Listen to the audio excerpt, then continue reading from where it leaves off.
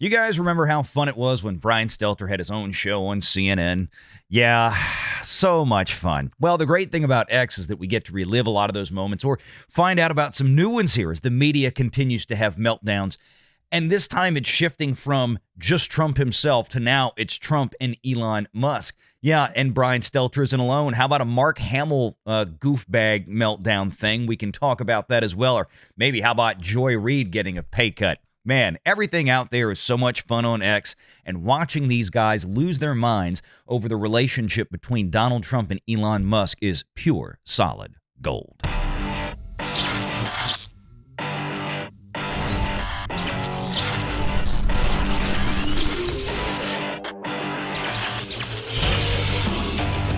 Renegade Online. Brian Stelter. Brian Stelter, formerly of any value on CNN. Let's get those. He's a little angry about the popularity of X, which, by the way, X, I hit the metrics that you gave me, and I'm still waiting on the subscriptions, man. Just letting y'all know. Here we go. He's oftentimes relying on random anonymous accounts, these websites, these users on X who are trying to present themselves as the new CNN, the new New York Times, but have no research behind them, no backing, no institutional knowledge. Yeah, valued renegade. Okay, so this he's talking about you. I know this fat little out of work bitch. That can't stand the fact that Elon Musk is getting shared and retweeted, and he's getting promoted by a bunch of questionable people on X that don't have research and stuff. I'm like, oh my God, does he even still have a job? Brian Stelter? I don't think he does. He used to be at CNN, but I don't think he's still doing much. This guy, he's so pissed because he's watching this slip away. X is the modern media. YouTube is the new media, and they hate this. Well, here's the funny thing. I might know Brian Stelter's legal name, but that has knowing that what his name is and where he works and where his office is located means absolutely nothing to me when the words that come out of his mouth are lies versus now I know who you really are, obviously, because we've known each other forever, but you take someone like a Valiant Renegade, who is an anonymous YouTuber, right? You go by the name Valiant Renegade, yet you present actual data, use actual research, use actual facts, third-party source everything that you do, and cross-reference it with others, and then present facts and truth all day long. So yeah, I'm going to take Valiant Renegade for my financial news and financial analysis any day of the week over some moron from CNN that I know his real name but speaks lies to me all day, all night, every day of the week. Yeah, and the other thing is that people have learned, Mike, after watching guys like him on CNN and MSNBC, and Joy Reid is having the same little hissy fit because her salary she's asking to take a pay cut in her salary. Boy, talk about shortchanging a black woman at MSNBC after we found out what they were paying Rachel Maddow, and then we found out allegedly what Joy Reid was being paid. My God, MSNBC might just be a racist organization. But back to the Brian Stelter thing. I mean, it's like people have watched him for years, and they've watched him in real time get proven to be a liar. And this man has the audacity to come out and whine like a little girl about the fact that people have decided to go somewhere else. Screw this idiot. That's really appealing. It's exciting on his platform, but he ends up misleading a lot of people. It is striking how he does seem to be. What's he misleading people about again? I'm not sure, Brian. What? Can you give us some examples, Brian? Learning about lawmaking in real time, and Just a moment ago, he tweeted about all the coverage of him in the last 24 hours. There's been all these questions, Dana. Is he the real president-elect? Is he the shadow president? Well, Musk responded on X. He says the political and legacy media puppets are all echoing the same idea, parroting the same message, trying to drive a wedge between Trump and me. And Musk adds, they will fail. I don't think anybody's trying to drive a wedge except those Democrats who are saying it. Journalists are just trying to understand the relationship between Trump and Musk, because it's one of the most important relationships of the next 4 years. We're literally calling it as we see it. Elon Musk put out on social. I mean, I'm sorry. What have these people called a damn thing as they seen it? They got to finish the sentence. We're calling it like we see it, as the delusional leftist libtards that we are, that are bought and paid for by the pharmaceutical industry and our other overlords. That's we're it. Calling it as we are told, as we see that we're supposed to on the teleprompter. It's totally insane, and I just these same people. None of these questions were getting asked the last 4 years when you had an obviously physically and mentally decrepit Bill S. Preston Esquire and Ted Theodore Logan. I love that. Is that it? Yes, it is. Look at Stelter. They didn't ask this question for the last 4 years with a man who was clearly physically and psychologically less than adequate going into the White House, questionably, after 2020. They didn't ask these questions. And it's amazing now, right? We saw stories coming out in the last few days how, yeah, the Biden team, they totally knew that Joe Biden was completely off his rocker and was losing his marbles before he was even inaugurated 4 years ago. So once again, the conspiracy theory that everybody had talked about for the last 4+ years, it wasn't one. It was 100% correct. And again, you have these idiots out here it's only a problem when it's Trump. It's only a problem when it's Elon Musk. And yes, could I not have frozen this in a more perfect frame for this douchebag? Social media that he didn't like the bill. Then there was a statement from Donald Trump and J.D. Vance, and then everything fell apart. Brian, thanks for coming on. Appreciate it. And she's talking about, she's like, oh, well, Elon said first that he didn't like the continuing resolution. And then Trump said something. I'm like, and so? Who cares who tweeted it out first? Give me a break. It was a shit bill. And what they're really mad about right now is the fact that the American people, and oh my God, Mike.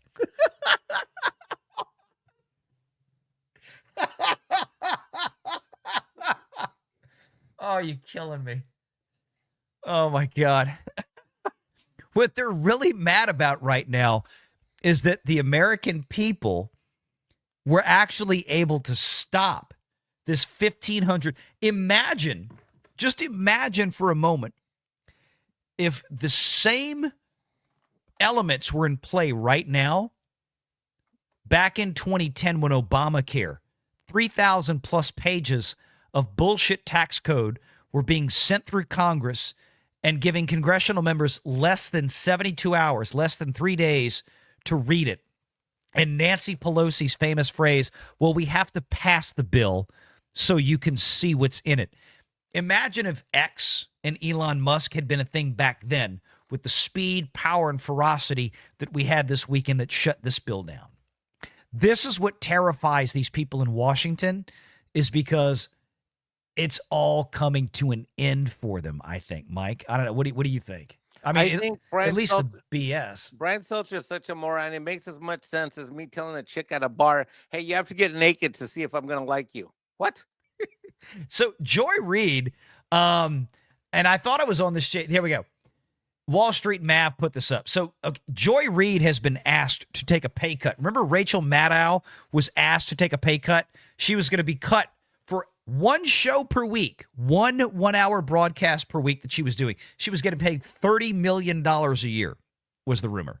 And she was being cut $5 million to $25 million. And I think that rumor turned out to be pretty much on the money. Joy Reid, according to some research from Wall Street Mav, Joy Reid was only making $3 million a year. And Joy Reid, I think, is on MSNBC like every day.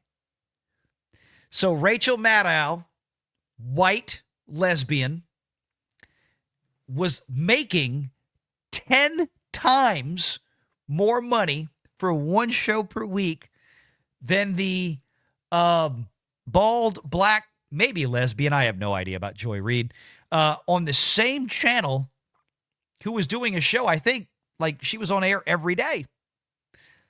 Maybe there's some racism at MSNBC, Mike. Well, I can tell you. Why did it mute? Oh, I accidentally touched it.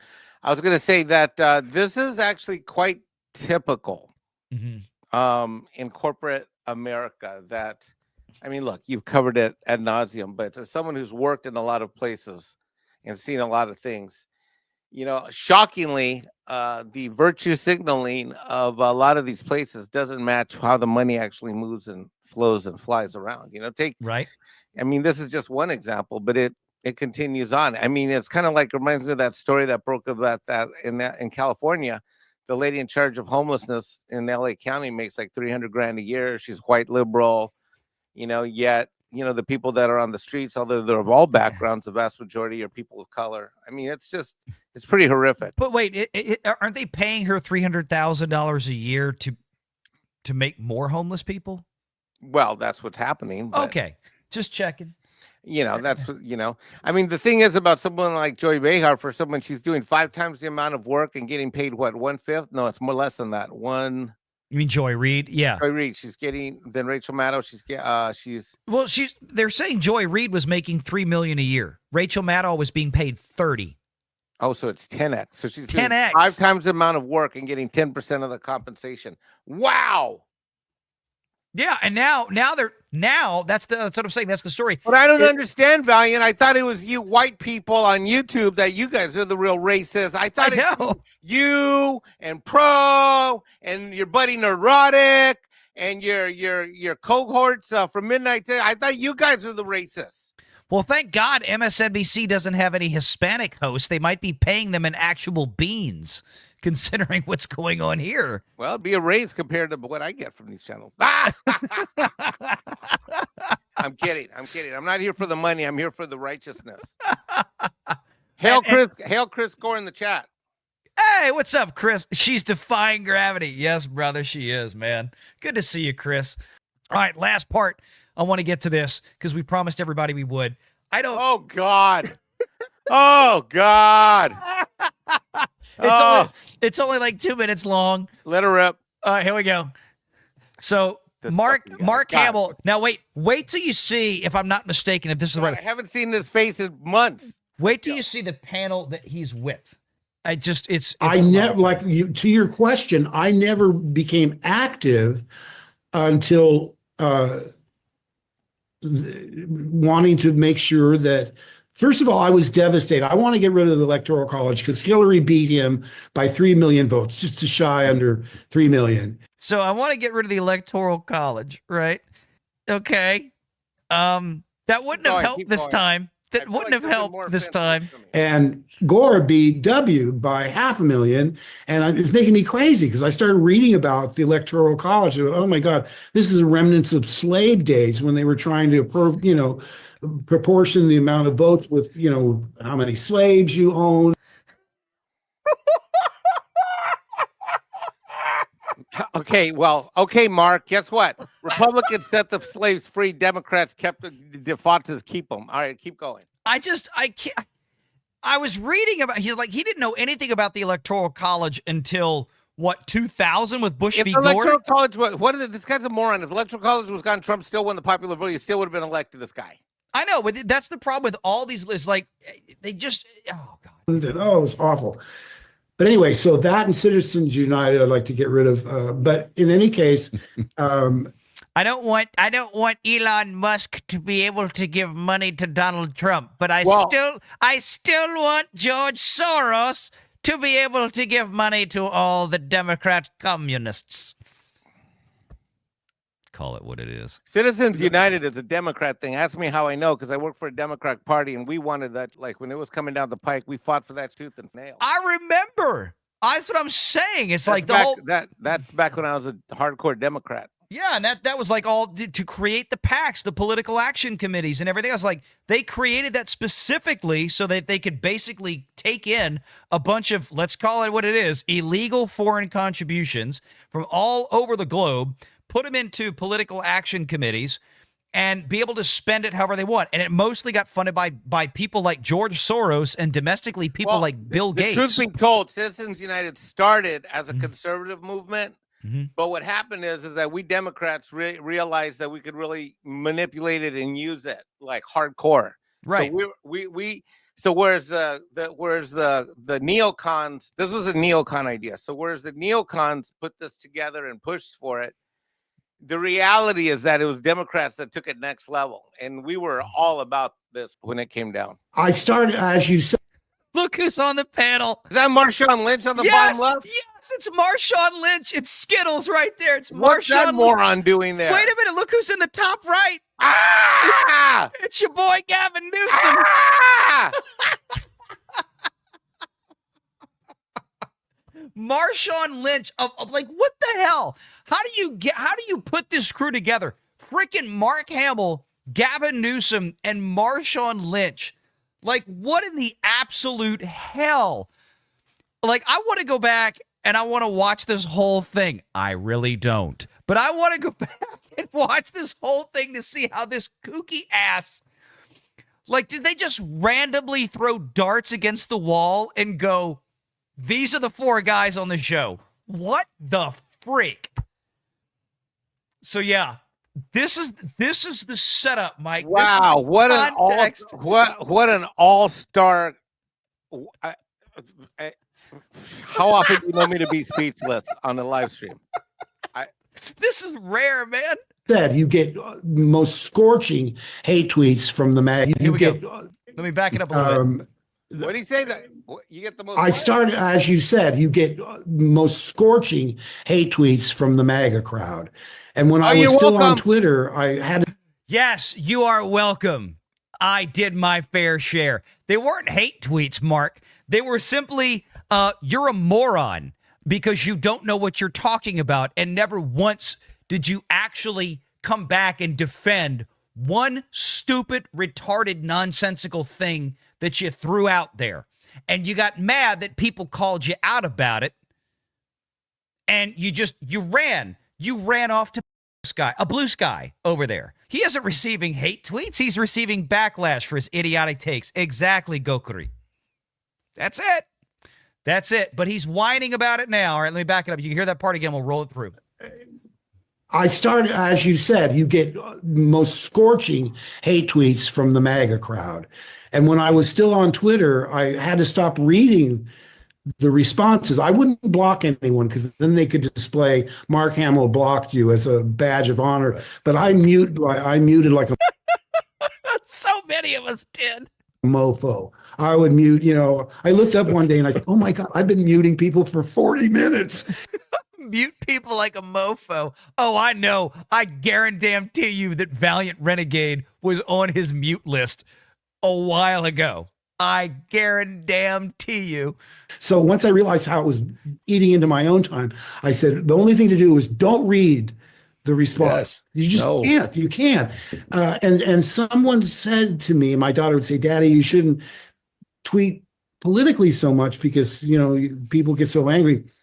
And so I wrote a tweet that I said, the people complaining about my Trump tweets have to understand.